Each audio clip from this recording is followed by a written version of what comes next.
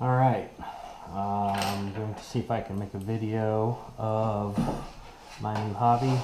I'm learning lock picking. This is a Wilson Bohannan made right close by here, Marion, Ohio. Works perfectly.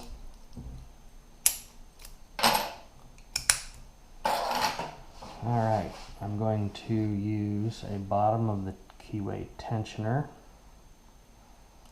and the trick to getting this lock open is, from my experience, my brief experience, is you've got to tension it counterclockwise, which is backwards for most locks. I'm going to use a rake. We're going to see if we can get it open.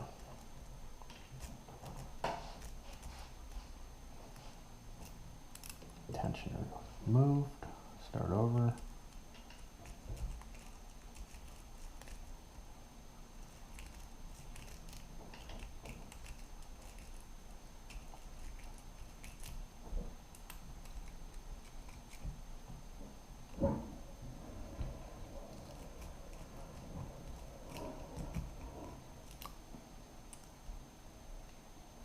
Difficult to get a hold of